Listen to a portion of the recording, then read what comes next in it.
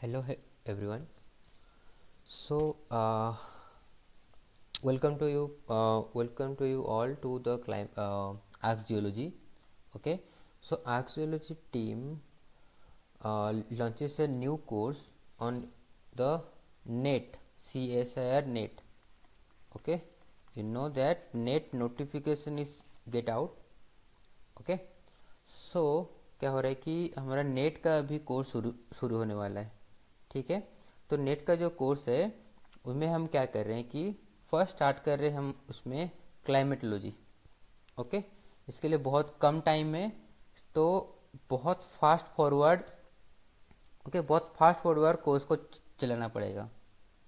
ठीक है, तो फर्स्ट हम लोग क्लाइमेटोलॉजी शुरू कर रहे हैं और क्लाइमेटोलॉजी में थोड़ा सा इंट्रोडक्शन देखेंगे क्लाइमेटोलॉजी का।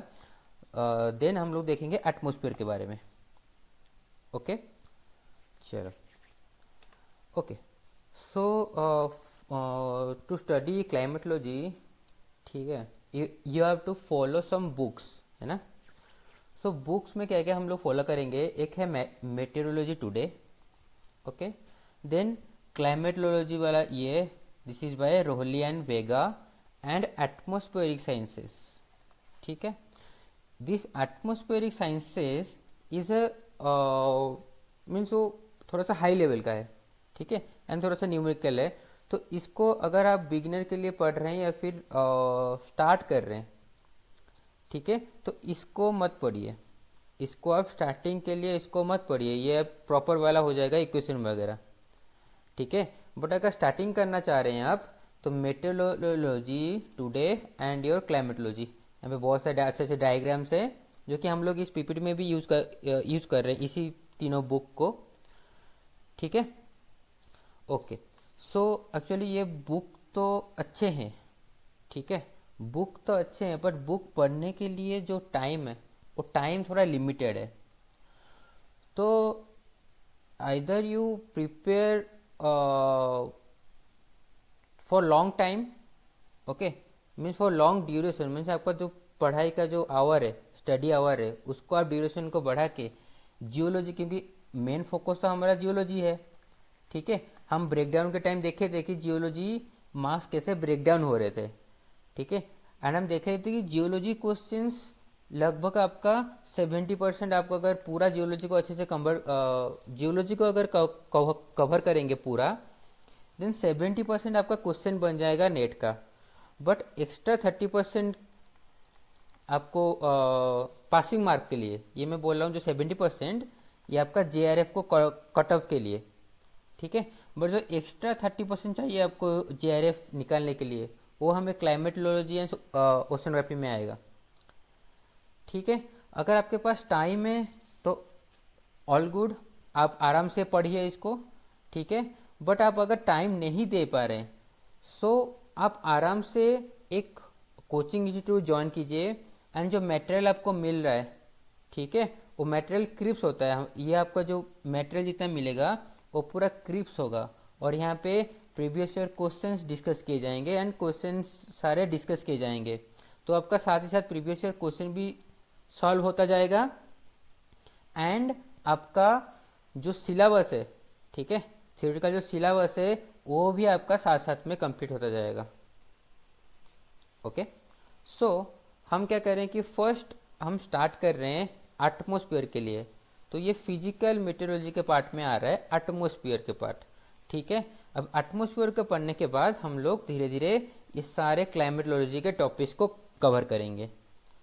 ठीक है, क्योंकि यहाँ पे बार बार रिपीट होता रहता है क्वेश्चंस। ओके, सो चलिए हम लोग स्टार्ट करते हैं फिर क्लाइमेटोलॉजी। थोड़ा सा हम लोग क्लाइमेटोलॉजी का इंट्रोडक्शन देखेंगे, देन हम लोग जाएंगे एटमॉस्फेयर के ऊपर। ओके, तो क्लाइमेटोलॉजी का हम लोग स्टार्टिंग अगर देख रहे हैं तो पहले समझ लेते हैं कि व्हाट इज क्लाइमेट। तो क्लाइमेट के लिए हम लोग दो टर्म है, एक तो है वेदर, एक है क्लाइमेट। ठीक है, तो वेदर है शॉर्ट पीरियड ऑफ ड्यूरेशन के लिए। ठीक है, मीन्स आज क्या होगा, कल क्या होगा, ठीक है, या फिर इस महीने में क्या क्या क्या होगा, या फिर ये साल में क्या होगा। ओके, तो इसको अगर हम लोग ये कर रहे हैं तो उसको बोले हम वेदर। और वेदर को पढ़ने के लिए जो स्टडी है उसको हम बोलेंगे बोल रहे हैं हम लोग meteorology. Okay, and climate for the long period. Okay, तो लॉन्ग पीरियड मीन्स कोई तो टाइम होगा ना लॉन्ग पीरियड का, तो जनरली पकड़ते हैं 3 डेकेड। ठीक है, 3 डेकेड और 30 ईयर्स का एक साइकिल पकड़ते हैं, उसको हम फिर क्लाइमेटोलॉजी में डालते हैं। ठीक है, अगर 30 ईयर्स का आपका स्टडी है, then that is come under your climate and the study is called climatology. Okay, short period weather study called meteorology, climate and climatology. Okay, अब क्लाइमेट का जो टॉपिक है, जो क्लाइमेटोलॉजी है, उसका 3 चीज़ें आपको बस टर्मिनोलॉजी को थोड़ा सा समझ लीजिए क्या है। हम एक को बोलते हैं नॉर्मल इवेंट्स, एक कुछ बोलते हैं हम एक्सट्रीम इवेंट्स, कुछ बोलते हैं हम फ्रीक्वेंसीज। ठीक है, तो नॉर्मल इवेंट क्या है? नॉर्मल हम इवेंट हम लोग ये देख रहे हैं कि हम लोग एक एवरेज वेदर पकड़ रहे हैं।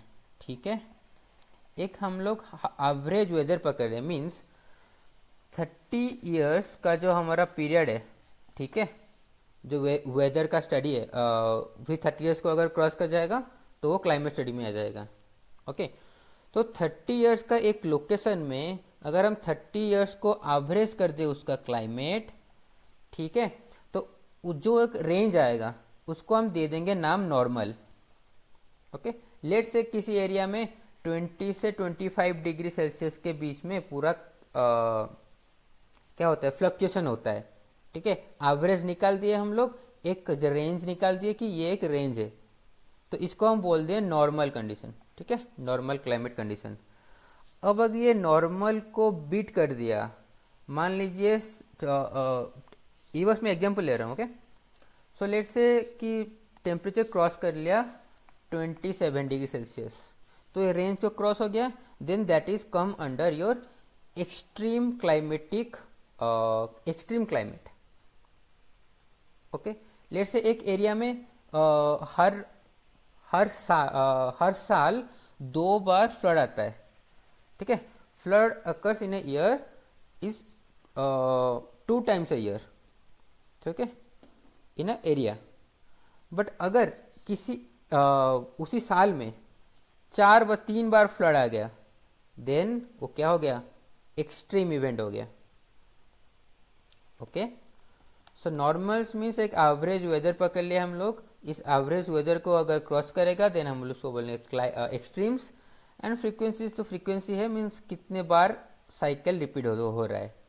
ओके, तो जो साइकिल रिपीट होता रहता है क्लाइमेटिक इवेंट का, उसको हम डाल दिए फ्रीक्वेंसी के अंदर।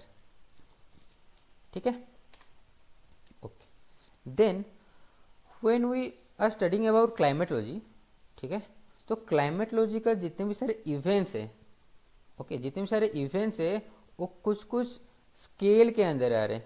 मीन्स कुछ स्केल बस अगर इंडिया में हम लोग पकड़ लिए, तो कुछ कुछ जो क्लाइमेटिक फीचर्स होते हैं वो बस उड़ीसा में दिखाए जाते हैं, बाकी किसी में नहीं दिखाए जाते। ठीक है, तो क्या हो गया, वो इधर माइक्रो स्केल और लोकल स्केल में आ जाएगा। ठीक है, अगर स्केल थोड़ा सा बड़ा है, अगर बड़ा एरिया को लेके कवर हो रहा है, then meso scale, then synoptic scale, then planetary scale. Okay, तो ये क्या हो रहे हैं कि जैसे लोकल स्केल के लिए क्या चाहिए कि हमें 5 किलोमीटर के अंदर चाहिए। ठीक है, किसी भी अगर क्लाइमेटोलॉजिक फेनोमेना आपका जो 5 किलोमीटर के रेडियस के अंदर ही चेंजेस हो रहे हैं, ठीक है, तो उसको हम बोलेंगे लोकल स्केल। ओके, ये स्केल एक्चुअली इम्पोर्टेंट है। ओके, जितने भी सारे स्लाइड्स आएंगे, अब किसी भी ऐसा एक स्लाइड को आप ऐसे निकाल नहीं सकते या फिर उसको अनदेखा नहीं कर सकते कि इसमें क्या ही आएगा। ओके, तो every slide is important, because net में क्या होता है कि वो सिंपल से लेके पूरा हाई एंड के थिंकिंग कैपेबिलिटी क्वेश्चन डालता है। ठीक है, तो मेन प्रॉब्लम क्या होता है कि हम लोग ये स्मॉल को ही छोड़ देते हैं, हाई को तो हम लोग छू नहीं पाते हैं, ये तो भूल ही जाओ, ये तो छू नहीं पाएंगे क्योंकि वो रिसेंट साइंटिफिक स्टडी के बारे में पूछा रहता है, कुछ भी पूछा रहता है। बट हम लोग ये स्मॉल को इग्नोर कर लेते हैं। ठीक है। तो एवरी स्लाइड यहाँ पे जितने भी सारे स्लाइड आएंगे सब एक एक करके इंपॉर्टेंट है, और सब में से आइदर 2 मार्क्स और 4 मार्क्स से क्वेश्चन आ सकते हैं। Okay, so we talking about the scales. तो scales is a micro scale and this is the range 0.5 kilometer, okay, less than. Then local scale, then come your meso scale, synoptic scale and planetary scale. ठीक है, local, meso, synoptic and planetary. Okay, तो अगर हम micro scale में काम कर रहे हैं तो माइक्रो स्केल में क्या हो रहा है, माइक्रो स्केल में टर्नेडो फॉर्म हो रहे हैं। अगर कहीं पे टर्नेडो फॉर्म हुआ तो किस स्केल में जाएगा, वो माइक्रो स्केल में जाएगा। ओके, थंडरस्टॉर्म किस स्केल में आएगा आपका, लोकल स्केल में। लैंड एंड सी ब्रिज आएगा आपका मेसो स्केल में। ठीक है, hurricanes, cyclones is synoptic scale and atmospheric planetary waves. Okay, so this is a 4 marks question. ये एक बार नेट में 4 मार्क का क्वेश्चन आया था। ठीक है, which of the following is a synoptic scale climatic phenomena. ठीक है, ओके, सो हम लोग अब हमें इसे लर्न करना पड़ेगा। ठीक है, tornado micro scale, thunderstorm local scale, land and sea breeze. Actually question इधर ये साइक्लोन और ये लैंड एंड सी ब्रिज में बन सकता है। ठीक है, तो land and sea breeze your meso scale, okay, cyclone is your synoptic scale. Okay, तो यहाँ तक हमारा क्लाइमेटोलॉजी का ये हो गया इंट्रोडक्शन। थोड़ा सा हम लोग इंट्रोडक्शन ले लिया। अब ये जितने भी सारे फेनोमेन है इसको हम अच्छे से एक एक करके एक एक स्लाइड में हम लोग समझेंगे। ठीक है, जितने भी सारे फेनोमेन से हरिकेन, थंडरस्टॉर्म, साइक्लोन, इसको एक एक करके समझेंगे, प्लानिटरी वेव्स। बट अब सारा चीज़ समझने के लिए कि हमें पहले समझना पड़ेगा कि व्हाट इज आवर एटमॉस्फेयर। ठीक है, कि एटमॉस्फेयर क्या है। ओके, तो एटमॉस्फेयर क्या है, एक एनवेलप है। ठीक है, अर्थ का एक एनवेलप है। ओके, जो कैसे बना है, mixed by the mixture of gases. ठीक है, अब एक होता है एटमॉस्फेयर और एक हम बोलते हैं एयर। बस इसमें डिफरेंस ये है कि atmosphere is only we called an atmosphere जब हम बस गैसेस के बारे में बोल रहे हैं। ठीक है, तो atmosphere is a mixture of gases, but air contains both the solid particles, aerosols and the gases. ठीक है, ये छोटा सा डिफरेंस है। ओके, तो ये हो गया आपका एटमॉस्फेयर। एटमॉस्फेयर में mixture of gases like nitrogen, oxygen, argon, carbon dioxide and many others. ठीक है, देन इसको हम अच्छे से समझेंगे पहले कि how our earth formed and how our atmosphere formed. ठीक है, हमें पता है कि यूनिवर्स कैसे स्टार्ट हुआ था, by from the big bang. ठीक है, बिग बैंग के बाद यूनिवर्स स्टार्ट हुआ। देन यूनिवर्स स्टार्ट होने के बाद ओके, देन हमारा क्या स्टार्ट हुआ, फॉर्मेशन हुआ solar system. Then solar system and earth कैसे फॉर्म हुए, तो this is a hypothesis called nebular hypothesis. Nebular hypothesis में क्या है कि एक गैस का क्लाउड था। ठीक है, अब गैस का क्लाउड एक सर्टन पोजीशन में आके अपने आप ही रिवॉल्व, अपने अराउंड ही ऐसे रिवॉल्व होके ठंडा होके अर्थ का फॉर्मेशन हुआ। ठीक है, अर्थ क्या, पूरा प्लैनेट, जितने भी सारे प्लैनेट्स हैं वो सारे धीरे धीरे फॉर्म हुए। Okay, this is your nebular hypothesis. अब नेबुलर हाइपोथेसिस के बाद एक ये है कि पहले तो अर्थ था बस, देन फिर ये मून कैसे फॉर्म हुआ। ठीक है, तो एक प्लैनेट नेम्ड थिया bombarded with earth and some solid particles ejected away, okay, and then they form our moon. ठीक है, तो एक बड़ा सा प्लैनेट क्या हुआ, अर्थ को कोलाइड किया एंड फॉर्म हुआ मून। ठीक है, यहाँ तक तो अर्थ और मून का फॉर्मेशन हो गया। Now how the atmosphere is form. ठीक है, तो तो एटमॉस्फेयर फॉर्म का पहला है कि जब अर्थ फॉर्म हुआ, तो एक्चुअली जब बिग बैंग के बाद जब यूनिवर्स फॉर्म हुआ, तो फर्स्ट कौन सा लाइटर एलिमेंट फॉर्म हुए, लाइक योर हाइड्रोजन। अब हाइड्रोजन हाइड्रोजन मिलके देन योर फॉर्म क्या फॉर्म हुए, helium, and then lithium beryllium boron, ऐसे ऐसे करके ऑक्सीजन कार्बन डाइऑक्साइड ऐसे हेवियर एलिमेंट्स फॉर्म हुए। ठीक है, तो मीन्स जब अर्थ फॉर्म हुआ तो उसका पहला जो एटमॉस्फेयर होगा उसमें क्या होगा, हाइड्रोजन एंड हीलियम्स होंगे। ठीक है, अब हाइड्रोजन हीलियम्स उसका पहला एटमॉस्फेयर में है। Okay, then after that the atmosphere क्या हुआ कि जो हाइड्रोजन हीलियम थे वो तो लाइटर एलिमेंट्स थे। सोलर पार्टिकल जितने भी सारे सोलर चार्ज पार्टिकल्स, ठीक है, जितने भी सारे सोलर पार्टिकल्स थे वो क्या हुए कि ये हाइड्रोजन हीलियम को क्या किए, उसको अर्थ के एटमॉस्फेयर से उसको बाहर कर दिए। ठीक है, देन कैसे फॉर्म हुआ हम लोग का carbon dioxide and oxygen, that hypothesis called out guessing hypothesis.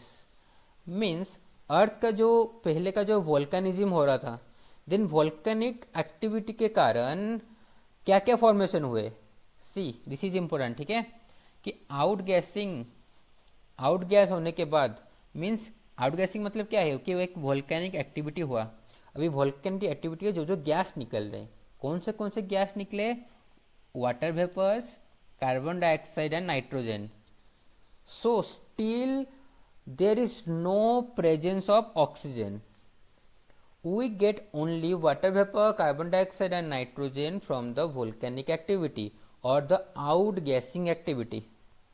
Okay, तो कैसे क्या क्या हो रहा है देखो, ऐसे आउटगैसिंग मीन्स वोल्केनिक वेन से कुछ कुछ निकल रहे हैं atmospheric particles.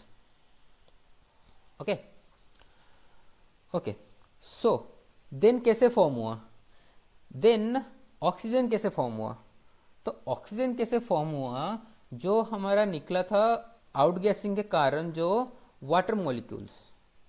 Okay, now the water molecules are photodissociate.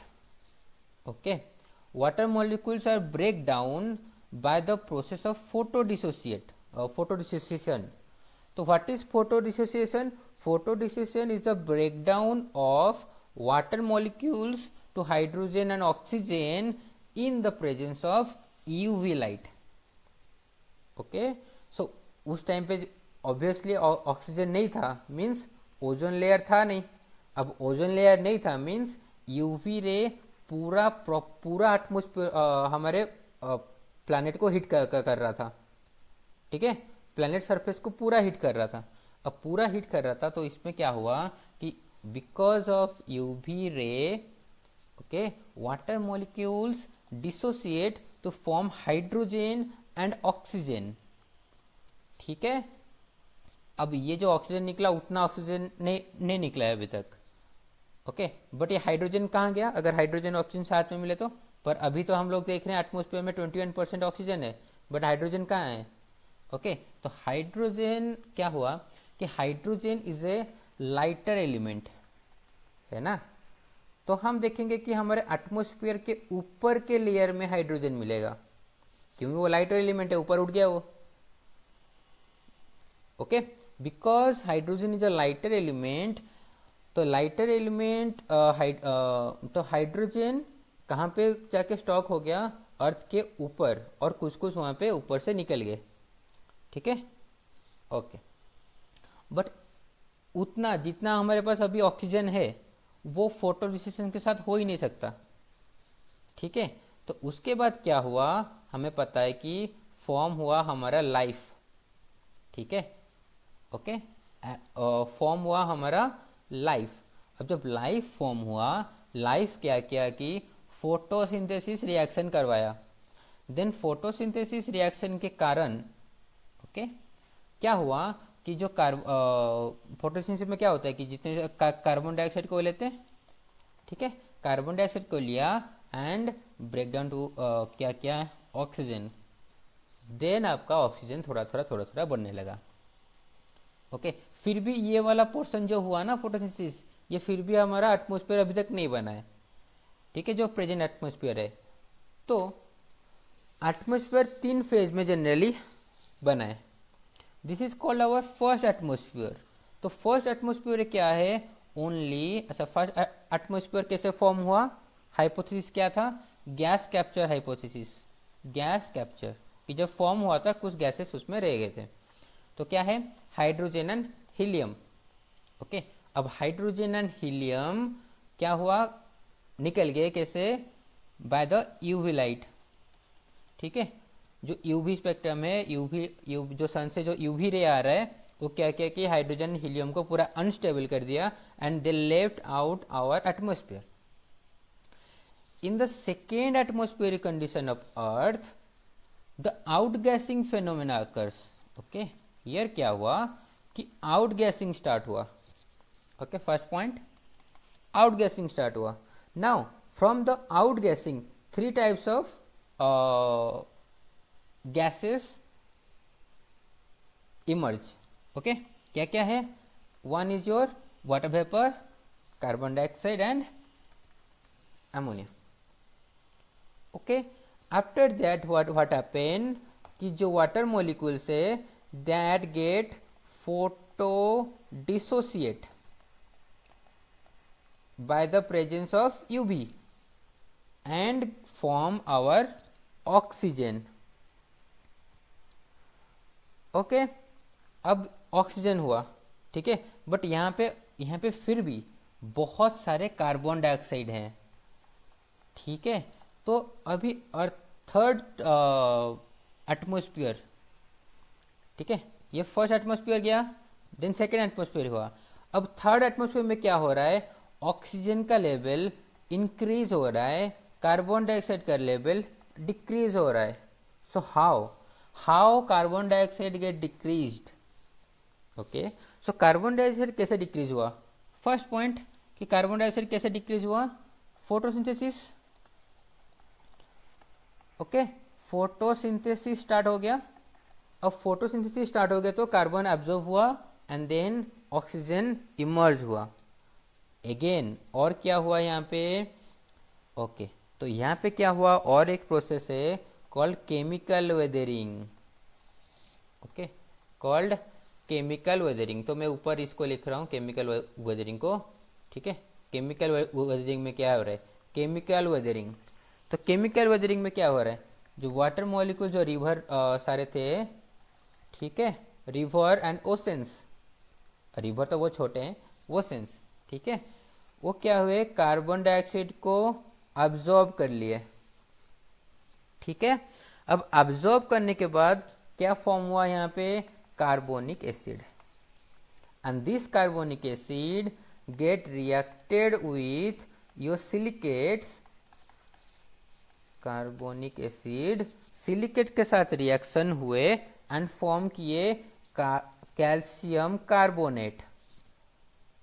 Okay, and कुछ कुछ water molecules and CaO2, silica content.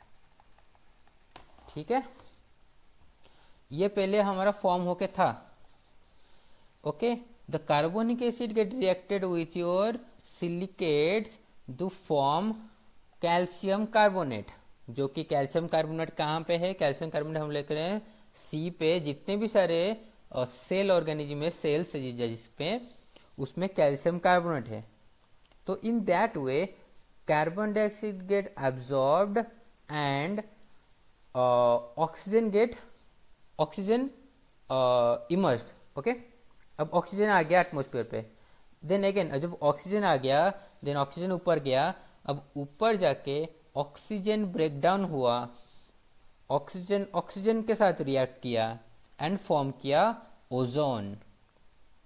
The diatomic oxygen are broke down by UV light, okay, to convert it to the triatomic oxygen. अब now क्या हो रहा है कि अब triatomic oxygen आ गया। अब ट्राइएटॉमिक ऑक्सीजन आ गया जब, तब क्या हुआ कि जो सन रे है वो पेनिट्रेट नहीं कर पाया यूवी लाइट। अब जब यूवी लाइट पेनिट्रेट नहीं कर पाया, ठीक है, अभी तक हम जितने भी सारे पढ़े ना फोटोसिंथेसिस, वो हो रहा है ओशन के अंदर। क्योंकि फर्स्ट लाइफ ओशन के अंदर फॉर्म हुआ बिकॉज वहां पे यूवी लाइट उतना पेनिट्रेट नहीं कर पा रहा था। ठीक है, अब जब ओजोन यहाँ पे फॉर्मेशन हो गया एंड यहाँ पे यूवी रे ब्लॉक हो गया, देन अब धीरे धीरे जो लाइफ है वो वाटर से लैंड की तरफ मूव किए, क्योंकि वो सेफ एनवायरनमेंट हो गया उनके लिए। जब लैंड की तरफ मूव किए तो और भी एनिमल्स एंड प्लांट्स इमर्ज हुए एंड धीरे धीरे ऑक्सीजन का कॉन्सेंट्रेशन और बढ़ता गया। ओके, तो यहाँ पे क्या हुआ, थर्ड एटमॉस्फेयर में क्या हो रहा है कि हम लोग कार्बन डाइऑक्साइड को कम करा रहे हैं, कैसे कैसे कार्बन डाइऑक्साइड कम हो रहा है। ठीक है, तो और कितना क्या हुआ कि जो कार्बन डाइऑक्साइड है वो सेल के फॉर्म में, सेल के अंदर क्या हुआ, वो ट्रैप हो गया। ठीक है, एंड देन जो सल्फर थे, ठीक है, जो आउटगैसिंग के थ्रू जो अमोनिया एंड सल्फर भी कुछ निकले थे, वो सारे सल्फर एसिड रेन, जब रेन हुआ सल्फर मिला के वो एसिड रेन कन्वर्ट किया एंड एसिड रेन क्या किया कि जो सॉइल है उसमें ट्रैप हो गया एज अ सल्फेट। ठीक है, दैट्स अ सल्फेट फॉर्म। तो यहाँ पे क्या हुआ कि in the first atmosphere there is only hydrogen helium, in the second atmosphere there is outgassing and formation of water vapor, carbon dioxide and ammonia. In the third atmosphere we get down the concentration of CO2 and increase O2 and the life emerge. ठीक है, this is our atmosphere is created. Okay, अब atmosphere create हो गया। Then atmosphere जब create हुआ वो अपने आप ही क्या क्या लेयर फॉर्म हो गया। ठीक है, तो हम लोग पढ़ेंगे layers of atmosphere. Okay, so यहाँ पे एक है कि ओके एक क्वेश्चन है, इसको मैं इरेज कर रहा हूँ। ठीक है, एक क्वेश्चन है कि earth is a Rocky planet, Mars is a Rocky planet, Venus also a rocky planet, Mercury also a rocky planet, and the formation of all the planets are same. Okay, in all the planets there are outgassing. ठीक है, means in the all the planets they are outgassing of water vapor and CO2 and ammonia. Okay, same formation हुआ है तो same ही चीज सब होगा ना, but why Mars is Mars, in Mars the oxygen concentration is less. Okay, there is no water formation. अब अर्थ में formation हुआ, बट वेनस एंड मार्स पे, ये तो मर्क्यूरी तो पूरा पास है सन के, तो यूवी तो ये पूरा हिट कर रहा होगा, तो यहाँ पे कुछ गैसेस तो फॉर्म हो ही नहीं सकते। ठीक है, तो इसको तो हम उड़ा देंगे।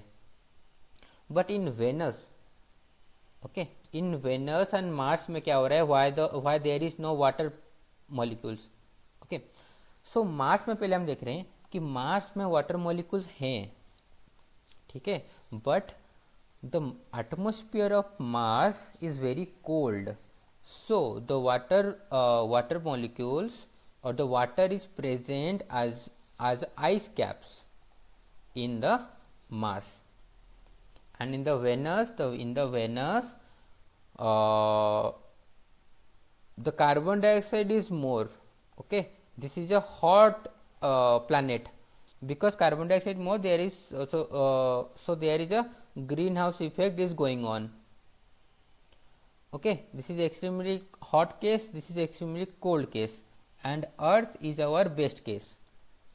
ठीक है, ओके, देन हम लोग ओके फर्स्ट हम लोग इसको लेयर को ये करेंगे क्योंकि ये 2 मार्क्स का आंसर है। ठीक है, पहले हम लेयर को लर्न करेंगे, तो हमें 2 मार्क मिल जाएंगे। तो लेयर के लर्न किए तो troposphere, stratosphere, mesosphere, thermosphere, exosphere. Okay, troposphere, stratosphere, mesosphere, thermosphere, exosphere. अब फर्स्ट हम लोग जा रहे हैं ट्रोपोस्फियर के बारे में। ठीक है, अब मैं थोड़ा सा फास्ट फॉरवर्ड को करूँगा क्योंकि यहाँ पे मैक्सिमम चीज़ें सबको थोड़ा आइडिया है। ठीक है, तो ट्रोपोस्फियर क्या है, this is our first layer और our the lowest layer in of the earth. अब क्या है, तो ट्रोपोस्फियर जो है, ट्रोपोस्फियर का जो हाइट है, the height is very from 7 to 20 kilometres. ठीक है। इंडिया पे देखो, इंडिया पे कितना है, 16 किलोमीटर का हाइट है। ओके, सो जितने भी सारे वेदर चेंजेस हो रहे हैं, वेदर फेनोमेना जितने भी सारे हो रहे हैं, okay, all the weather phenomena are acted in the troposphere. Okay, and the troposphere, here the troposphere temperature decreases, okay, because air density, okay, or gas density decreases as we go up, so the temperature also decreases. तो temperature जो decrease हो रहा है वो किस rate में decrease हो रहा है, the rate is known as lapse rate, and what is the rate, rate is 6.5 kilometre, sorry 6.5 degree Celsius per kilometre. Okay, temperature decrease हो रहा है, अब एक रेट में डिक्रीज हो रहा है, वो रेट क्या है, 6.5 degree Celsius per kilometre, this rate is known as lapse rate. Okay, तो वो लैप्स रेट के ऊपर कुछ न्यूमेरिकल्स है, न्यूमेरिकल हम लोग सॉल्व कर रहे हैं, करेंगे, ठीक है। तो यहाँ पे बोल रहा है कि एक मिड लैटिट्यूड सिटी है, एक सिटी में क्या हो रहा है कि टेम्परेचर 10 अच्छा पहले आप लोग पॉज करके इसको ट्राई कीजिए, देन इसको प्ले कीजिए, ठीक है। ओके, तो टेम्परेचर क्या हो रहा है, 10 डिग्री सेल्सियस। ओके, तो 10 डिग्री सेल्सियस हो रहा है, एंड लैप्स रेट ये दे दिया। ओके, तो अब ट्रोपोपोज है उस एरिया में, ट्रोपोपोज का टेम्परेचर यहाँ पे दे दिया कि -55 डिग्री सेल्सियस है। So what is the height of that tropopause, ठीक है। तो ट्रोपोपोज का हाइट क्या होगा, तो यहाँ पे हाइट हम लोग कैसे निकलेंगे, फर्स्ट क्या करेंगे, हम लोग देख रहे हैं यहाँ पे टेम्परेचर चेंजेस क्या है। तो टेम्परेचर यहाँ पे चेंज, यहाँ पे पहले टेम्परेचर कितना था सरफेस पे, 10 डिग्री सेल्सियस, चेंज कितना हो रहा है अप टू, तो चेंज के लिए हम लोग क्या करते हैं, माइनस करते हैं, तो माइनस करें कितना चेंज हो रहा है, अप टू -55 डिग्री सेल्सियस, ठीक है। तो टोटल चेंज कितना हो गया, 65 degree Celsius is our total variation from the ground to our troposphere. Total variation is 65 degree Celsius in the rate of 6.5 degree Celsius per kilometer. Okay, means 6.5 degree Celsius अगर 1 kilometre पे गया तो 65 degree Celsius change कितने kilometre पे होगा। Okay, तो 65 by 6.5 which is your 10 kilometre. तो in that place the tropopause is at a height of 10 kilometre. Okay, second one आप लोग ट्राई कीजिए और कमेंट कीजिए। ओके, सेम है। ओके, सो हम लोग देखें कि जो थिकनेस ऑफ द ट्रोपोस्फियर वो क्या हो रहा है कि 7 to 20 किलोमीटर हो रहा है, तो इक्वेटर पे 20 kilometre and the polar region it is 7 kilometre. Okay, so why this variation, ठीक है। so this variation is occur, first one is the due to the अच्छा the main region, okay, ये तो सारे regions हैं, but the main region for this variation of height of troposphere is because of temperature of that area, ठीक है। Main reason क्या हो गया, टेम्परेचर ऑफ दैट एरिया। अब टेम्परेचर इक्वेटर पे मैक्सिमम है, so the height is maximum, ठीक है। टेम्परेचर जहाँ पे हाई होगा ट्रोपोस्फियर का हाइट वहाँ पे ज़्यादा होगा। तो टेम्परेचर, तो because of the temperature the equator has maximum height of the troposphere. And what are else or sub factors? Sub factors are centrifugal force, but ये centrifugal force बहुत मिनिमम है, ये ओनली 1% to 2%, अगर हम लोग total देख रहे हैं तो 1% ही एक्ट कर रहा है for the height of the troposphere. तो this is not a major reason, but the major reason is temperature variation. Okay, and the second one is air is less dense, okay, again because of the temperature, and This is the second reason, which is that the gravitational pull, because from the center of the earth to the pole is lowest, so it experience maximum gravitational pull. So here the height of the troposphere is minimum. Okay. Then after the troposphere हम लोग क्या देखें कि troposphere पर धीरे धीरे temperature decrease हो रहा है. अब डिक्रीज होने के बाद साइंटिस्ट लोगों ने देखा कि एक सर्टन हाइट रेंज पे ये टेम्परेचर कांस्टेंट हो जा रहा है. तो जब कांस्टेंट हो जा रहा है मीन्स ये क्या हुआ, नीचे जा रहा था, अब यहाँ पे थोड़ा सा कांस्टेंट हो गया, तो इसको नाम दे दिया पॉज. ओके, इसको नाम दे दिया pause and that is our tropopause. Again India पे ट्रोपोपोज कहाँ पे होगा, अगर आप 16 किलोमीटर ऊपर जाएंगे तो आपको मिलेगा यहाँ पे ट्रोपोपोज. इक्वेटर पे ट्रोपोपोज सबसे हाइट ज़्यादा होगा and in the pole troposphere सबसे लो में होगा. ठीक है. ओके, सो यहाँ पे पॉज है. क्यों पॉज है, क्योंकि यहाँ पे कांस्टेंट टेम्परेचर है. टेम्परेचर कितना जा रहा है, -58 डिग्री सेल्सियस. ठीक है. Again our stratosphere is a very important layer of atmosphere because it contain ozone layer. ठीक है. ओके, ओजोन लेयर क्या कर रहा है, यूवी रेडिएशन को ब्लॉक कर रहा है. एक्चुअली ब्लॉक कर रहा है, यूवी रेडिएशन को उसके अंदर ट्रैप कर रहा है. ठीक है. देखो जब क्लाउड अगर एक एरिया में हो, अगर वहाँ पे सन रे आ रहा है, देन ये क्या कर रहा है, रिफ्लेक्ट कर दे रहा है और स्कैटर करा दे रहा है.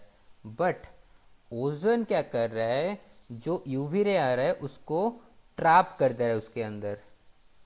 ठीक है. For the trapping of UV ray in the ozone, the stratosphere layer, the temperature in the stratosphere layer gate increase. Okay, तो स्ट्रेटोस्फियर पे क्या हो रहा है कि टेम्परेचर इंक्रीज हो रहा है. ठीक है. क्यों इंक्रीज हो रहा है, क्योंकि जो ओजोन लेयर है, ओके, वो क्या कर रहा है. अब ये बहुत इंपॉर्टेंट और ये क्वेश्चन ऑलरेडी आ चुका है, हम लोग आगे देखेंगे इसको. ठीक है. हर सेशन पे हम लोग प्रीवियस ईयर क्वेश्चन डिस्कस करेंगे. ठीक है. तो यहाँ पे क्या हो गया, एब्जॉर्प्शन यूवी रेडिएशन. यहाँ पे क्या कर रहा है, वो एब्जॉर्ब कर दे रहा है. Not scatter, not reflect, it absorb the radiation. Okay. Okay, ये हो गया. ठीक है. अगेन अब ओजोन 2 टाइप्स के होते हैं. एक होता है स्ट्रेटोस्फियर ओजोन, जो कि हमारे लिए गुड ओजोन है, जो कि हमको यूवी रे से प्रोटेक्ट कर रहा है. But because of the pollution that humans generated, ठीक है, there is another ozone layer formed in our troposphere which is a bad ozone. ठीक है. good ozone is a stratosphere and the troposphere, this is a bad ozone because this is not formed by the dissociation of ozone in the stratosphere. This is formed because of the pollution that generate by the humans. Okay, from the factories and the vehicles and the refrigerators and ACs. Okay, the ozone is get formed in the troposphere layer and it is very dangerous to humans. ठीक है. Okay and okay, ठीक है. Then troposphere के बाद आ रहा है हमारा mesosphere. सो mesosphere में देखो, मेसोस्फियर अप टू 80 किलोमीटर है ना. 50 किलोमीटर में स्ट्रेटोस्फियर खत्म हुआ, स्ट्रेटोपॉज आ गया, देन मेसोस्फियर आएगा. देन मेसोस्फियर के पूरा ऊपर 80 किलोमीटर में क्या आएगा, मेसोपॉज. ओके. देखो यहाँ पे कितना है, -100 डिग्री सेल्सियस. मीन्स यहाँ पे फिर से क्या हुआ, डाउन हो गया. ठीक है. यहाँ पे चला गया -100 डिग्री सेल्सियस. ओके. अच्छा. ओके, हियर आपको ये यहाँ पे क्या याद रखना है, this is the coldest layer. Because यहाँ पे ऑब्वियसली -100 डिग्री सेल्सियस जा रहा है, तो this is a coldest layer. Okay okay, so यहाँ पे क्या हो रहा है कि मेटियोर्स बर्न हो रहे हैं। अगर आपको क्वेश्चन है कि मेटियोर्स किस लेयर पे बर्न हो रहे हैं, तो दिस इज योर मेसोस्फीयर में बर्न हो रहे हैं। ओके, अब मेसोस्फीयर के ऊपर आएगा mesopause. Now after the mesopause there is starting of thermosphere. अब थर्मोस्फीयर में इंपॉर्टेंट चीज़ें क्या हो रहे हैं? ओके, तो थर्मोस्फीयर में basically cloudless and free of water vapour, यहाँ पे कोई भी वाटर वेपर है नहीं।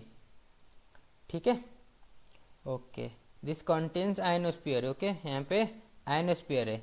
ISS, the international space station, यहाँ पे actually international space station 300 kilometre पे रिवॉल्व हो रहा है, तो 300 किलोमीटर मीन्स थर्मोस्फीयर पे आ रहा है। ठीक है, okay okay, then our ionosphere. Okay, so ionosphere कहाँ पे है? एक्चुअली आयनोस्फीयर का पूरा एक रेंज है। तो ionosphere is ranges from 48 kilometre above the surface up to 965 kilometre. Okay, तो कहाँ से स्टार्ट हो रहा है? 48 किलोमीटर मीन्स ट्रोपोस्फीयर का पूरा ऊपर, तो हम लोग ट्रोपोस्फीयर नहीं लेंगे, हम लोग स्ट्रेटोस्फीयर मान लेते हैं। ओके, सॉरी, स्ट्रेटोस्फीयर भी खत्म हो गया, स्ट्रेटोस्फीयर का ऊपर पूरा। देन मेसोस्फीयर, ठीक है, पर 50 किलोमीटर में आ जा रहा है। ओके, तो मेसोस्फीयर से शुरू हो रहा है यहाँ पे। ओके, तो यहाँ पे क्या क्या याद रखना है कि ionosphere is of 3 layers, D E F. ठीक है, सॉरी, तो 3 लेयर है आयनोस्फीयर के। ओके, तो 3 लेयर, और हम लोग यहाँ पे देख रहे हैं, ये देख रहे हैं कि देखो डे साइड में आयनोस्फीयर का हाइट, देखो आयनोस्फीयर का हाइट इंक्रीज हो रहा है। तो ऐसा क्वेश्चन आ सकता है, who is layer of the ionosphere gate increase in at the day time. ठीक है, और वेरिएशन किस लेयर? देखो दोनों लेयर यहाँ पे कांस्टेंट है, but F1 and F2 layer और F लेयर जनरली क्या हो रहा है? इंक्रीज हो रहा है in the daytime, because obviously sun का रे आ रहा है, तो मैक्सिमम आयोनाइजेशन होगा, देन उसका लेयर भी इंक्रीज हो रहा है। ठीक है, तो in the daytime the layer get increased. Okay, which layer? F layer, that to be noted.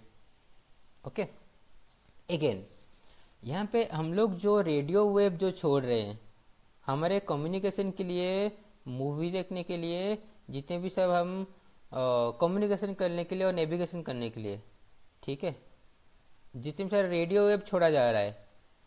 Okay, तो रेडियो वेव जो छोड़ा जा रहा है वो इस लेयर पे, आयोनोस्फीयर पे रिफ्लेक्ट होके हमको फिर से मिल रहा है। ठीक है, very important question. In the ionosphere communication satellite communication और radio waves get reflected back. ठीक है, इसको क्रॉस नहीं करता वो। Okay, then our outermost shell is our exosphere. Okay, अच्छा, अब so what is space then? ठीक है, तो स्पेस क्या है? तो स्पेस क्या है? एक्सोस्फीयर के बाद से क्या स्पेस? नो, तो space we called space, space starts from 100 kilometre above the surface. तो 100 किलोमीटर कहाँ पे आ रहा था? 100 किलोमीटर मीन्स मेसोस्फीयर के ऊपर, थर्मोस्फीयर पे। ठीक है, तो थर्मोस्फीयर पे स्पेस स्टार्ट हो रहा है, तो space start from 100 kilometre, the line is called as Karman line. The scientist named Karman demarcated a line that shows our beginning of space. Actually क्या हो रहा था कि उस लाइन के बाद एटमॉस्फेयर में पार्टिकल्स ही नहीं रहते उतना फोर्स देने को। ठीक है, इसलिए इसलिए इसलिए हम उसको बोल रहे हैं स्पेस। ठीक है, क्योंकि वहाँ पे एटमॉस्फेयर मॉलिक्यूल्स ही नहीं है उतना। ठीक है, तो इन साइंटिस्ट ने दिया, तो इनका नाम में लाइन का नाम हो गया कारमान लाइन। तो कारमान लाइन कहाँ पे है? 100 किलोमीटर। तो स्पेस कहाँ से स्टार्ट हो रहा है? स्पेस स्टार्ट हो रहा है मेसोस्फीयर से, सॉरी थर्मोस्फीयर से। ठीक है, स्पेस कहाँ से स्टार्ट हो रहा है? थर्मोस्फीयर से, 100 किलोमीटर। ठीक है, 100 किलोमीटर पे थर्मोस्फीयर स्टार्ट हो रहा है। ओके, ठीक है। ओके, अब ये हो गया एक्सोस्फीयर। एक्सोस्फीयर हो गया आउटर मोस्ट लेयर, और एक्सोस्फीयर का पूरा आउटर पार्ट क्या हो गया, मैग्नेटोस्फीयर। ठीक है, ये जो, ओके, ठीक है। नाउ हम लेयर में पढ़ लिए। देन लेयर में क्या देख रहे थे कि ट्रोपोस्फियर में क्या हो रहा था, डिक्रीज हो रहा था। क्यों डिक्रीज हो रहा था, बिकॉज हाइट जब इंक्रीज हो रहा है तो डेंसिटी डिक्रीज हो रहा है, सो टेम्परेचर ऑल्सो डिक्रीज हो रहा है। देन यहाँ पे एक पॉज आया जिसको हम बोले ट्रोपोपोज। अब उसके बाद टेम्परेचर इंक्रीज हुआ। क्यों टेम्परेचर इंक्रीज हुआ, क्योंकि यहाँ पे ओजोन लेयर है जो कि यूवी रे को ट्रैप कर रहा है, so the temperature is get increase, and for a certain height it also paused, which known as stratopause. Then again in the mesosphere the temperature decreases, and after mesosphere in the thermosphere it get increase. अब जो thermosphere पे temperature increase हो रहा है, सो ऐसा नहीं है कि वो टेम्परेचर बहुत ज़्यादा है, टेम्परेचर बहुत ज़्यादा नहीं है, बट जितने भी सारे मॉलिक्यूल्स हैं, ठीक है, जितने भी सारे एयर मॉलिक्यूल्स हैं वो पूरा यूवी लाइट, पूरा यूवी एंड सन रे पूरा उसको हीट कर रहा है। ठीक है, तो इसके अंदर एनर्जी बहुत है। ठीक है, और temperature is subjected to your energy. तो यहाँ पे क्या हो रहा है कि एनर्जी बहुत ज़्यादा है जितने भी सारे एयर मॉलिक्यूल्स हैं, बट वहाँ पे एक्चुअल आपको गर्मी नहीं लगेगा उधर। वाई, बिकॉज वो मॉलिक्यूल्स पास पास ही नहीं है वो। ठीक है, अगर पास पास होते तभी तो टेम्परेचर ट्रांसफर होता और उस एरिया गर्म होता। ठीक है, ओके। सो अगेन अब क्या हो रहा है, प्रेशर। प्रेशर कैसे डिक्रीज हो रहा है, प्रेशर यहाँ पे एक्सपोनेंशियली डिक्रीज हो रहा है। ओके, प्रेशर यहाँ पे एक्सपोनेंशियल डिक्रीज हो रहा है। मीन्स जितने भी सारे हमारा एटमॉस्फेयर है, अब एटमॉस्फेयर पे जितने भी सारे मॉलिक्यूल्स हैं, ठीक है, जितने भी सारे मॉलिक्यूल्स हैं, देखो 50% of the atmospheric pressure below 5.5 kilometre. Means ऊपर से आप अगर 5.5 किलोमीटर जाएंगे तो उसके अंदर ही पूरा 50% ऑफ एटमॉस्फेयर समझ आ रहा है, atmospheric pressure all the molecules. ठीक है, वो पूरा 50% में समझ आ रहा है। In the mount Everest, okay, mount Everest जो कि है 8,800 किलोमीटर पे, ओके, तो उसके वो 28%, उसके ऊपर 28% ओनली है। ठीक है, मीन्स 72%, इसके नीचे 72% ऑफ द एटमॉस्फेरिक प्रेशर और atmospheric molecules are below it. ठीक है, 90% पे हम लोग देख रहे हैं कि 90% पे 16 किलोमीटर। ठीक है, तो हमारे इसमें अगर 16 किलोमीटर देखें तो ट्रोपोपोज आ जा रहा है, तो उसके नीचे ही सारा एटमॉस्फेयर है, इसलिए सारा जो वेदर फेनोमेना है उसके अंदर ही दिखाएगा। ठीक है, थोड़ा बहुत जो रह गया वहाँ पे, तो स्ट्रेटोस्फीयर में थोड़ा बहुत कुछ कुछ ये फॉर्म हो जा रहे हैं, तो आपका क्लाउड्स। ठीक है, बट सारा जो एटमॉस्फेरिक प्रेशर है एंड मॉलिक्यूल्स है वो देखो 50% बस 5 किलोमीटर के अंदर ही समझ आ रहा है। ठीक है, okay, okay, why the temperature, इसको आप पढ़ लीजिए, इसको मैं अच्छे से एक्सप्लेन कर दिया हूँ, इसको आप एक बार थोड़ा रीड कर दीजिए। ठीक है, नाउ अब एटमॉस्फेयर हम लोग पढ़ ले मॉलिक्यूल्स के बारे में। अब मॉलिक्यूल्स किस किस में बना है तो हम लोग देख लेते हैं। ठीक है, तो अर्थ एटमॉस्फेयर में क्या है, देखो, universe is compose of 75% of hydrogen. ठीक है, but our earth is compose of 78% of our nitrogen. ठीक है, 21% oxygen, but in case of Mars carbon dioxide is dominant by 96%, then comes nitrogen. ठीक है, बट अर्थ में 78% and 21%। ठीक है, अब जो एटमॉस्फेरिक कंपोजिशन है, ठीक है, उसको हम 2 टाइप्स में डिवाइड करेंगे। One is our homosphere, one is our heterosphere. Up to your mesosphere, up to your mesosphere means troposphere, stratosphere, mesosphere are called homosphere because here all the molecules okay distributed uniformly means हर जगह 78% 21% ऐसे करके mix हुए हैं. But after mesosphere from the starting of thermosphere it get layered. ठीक है. और देखो ऊपर क्या है, सबसे हाइड्रोजन. हम लोग पहले देखे थे कि हाइड्रोजन कहाँ पे है, ऊपर चला गया था वो. ठीक है. तो देखो यहाँ पे लेयर लेयर सब फॉर्म हो गए after the thermosphere. So this is known as heterosphere. Okay, so homosphere is troposphere, stratosphere, mesosphere are called homosphere because here the earth atmosphere or the atmospheric molecules are distributed uniformly. Okay. So हम लोग बस nitrogen, oxygen और argon को पढ़ के ही छोड़ देते हैं. बट बार बार ये क्वेश्चन आ चुका है, 3 बार शायद रिपीट हो चुका है ये क्वेश्चन, जो कि हमें पूछा है बस इसका व्हाट ट्रेस गैसेस का. ठीक है. तो आपको नाइट्रोजन से लेकर ऑक्सीजन तक का पूरा आपको जो कॉन्सेंट्रेशन वॉल्यूम है, कितना कितना वॉल्यूम है हमारे एटमॉस्फेयर पे, वो आपको लर्न करना पड़ेगा. ठीक है.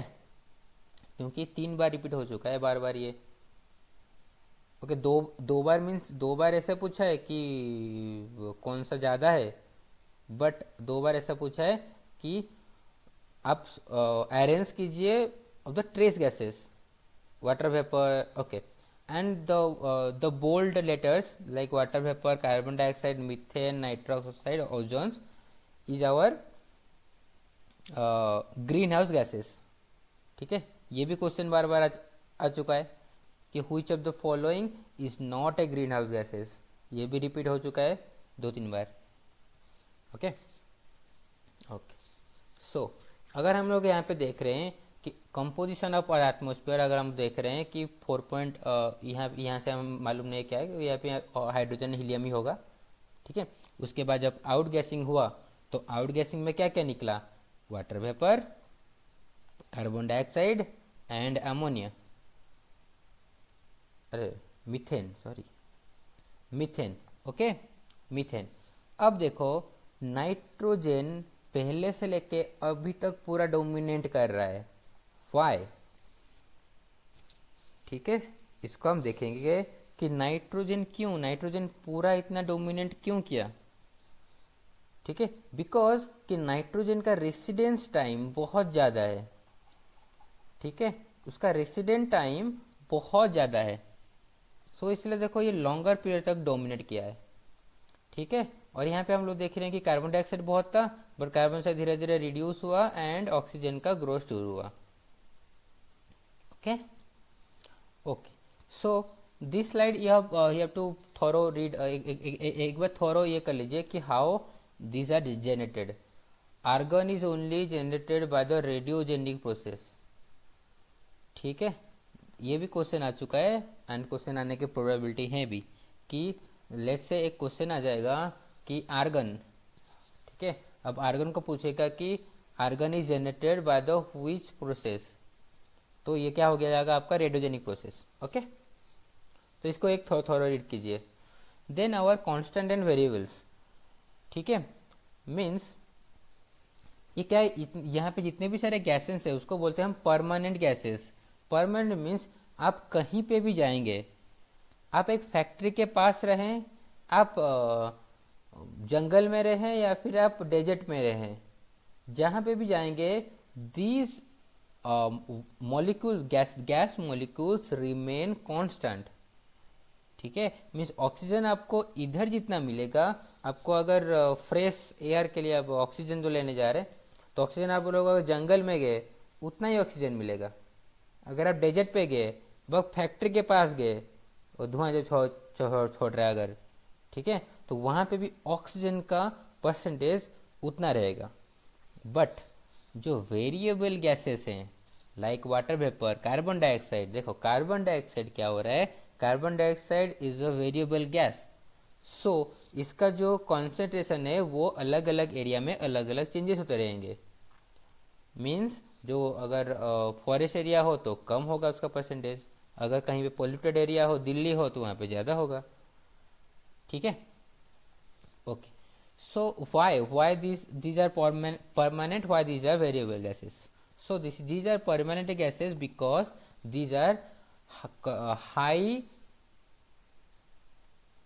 कैसा, okay, these are the high residence time और long residence times। ठीक है, but in the variable gases क्या है, रेसिडेंस टाइम बहुत कम है, short period of short period residence time. ठीक है, ओके, ये हो गया।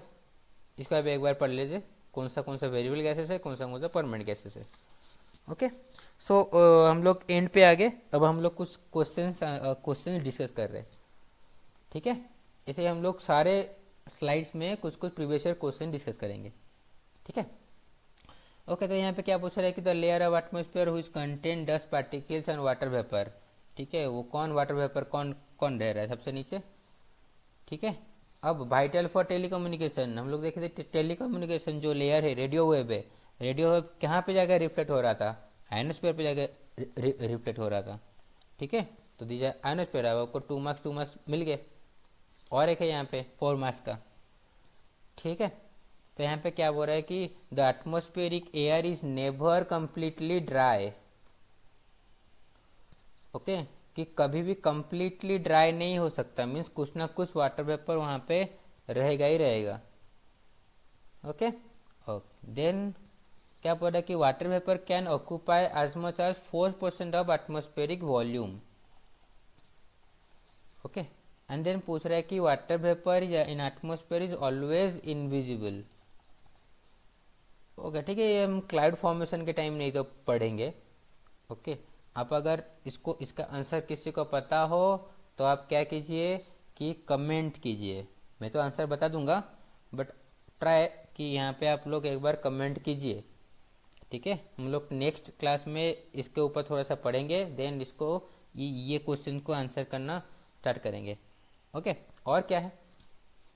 ठीक है, इसको एक बार आप लोग देख लीजिए, कमेंट कीजिए। ठीक है, ओके, कमेंट कीजिए कि आपके लिए कौन सा आंसर सही है। ओके, ओके, देन सो ऐसे ही ये this is our first class. ठीक है, ऐसे ही सारे जो कंटेंट्स हैं, बेसिकली यहाँ पे क्या होगा, तो जीएसआई में तो ये तो पूरा जीएसआई मेंस के लिए अब नोट्स प्रोवाइड किए जाएंगे एंड सारे जो आंसर्स हैं वो चलेंगे।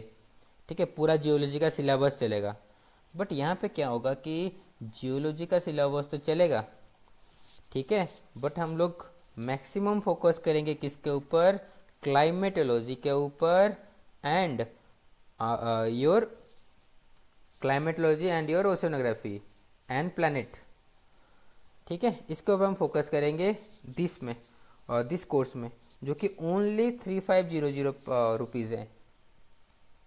ठीक है, ओके, सो 3500 रुपीज़ है ओनली पूरा कोर्स। एंड इस कोर्स के अंदर फुल टेस्ट कुछ रहेंगे, 3 और 4 फुल टेस्ट रहेंगे एंड बहुत सारे चैप्टर वाइज क्वेश्चन रहेंगे। लाइक क्लाइमेटोलॉजी में, ऑलरेडी क्लाइमेटोलॉजी में लाइक 25 क्वेश्चन का सेट हम लोग बनाएंगे, जो कि अप टू 8 to 10 टेस्ट रहेंगे उसमें, बट क्लाइमेटोलॉजी के, बस ओशनोग्राफी के, बस जियोलॉजी के। ठीक है, 10 हम लोग इस पर सेट बनाएंगे और इस पर 10 से ज़्यादा भी हो सकता है। ठीक है, क्योंकि बहुत सारे क्वेश्चन से हम लोग डाल सकते हैं आराम से। ओके, तो इसके अंदर इस प्राइस के अंदर आपको इतने सारे चीज़ें मिल रहे हैं यहाँ पे।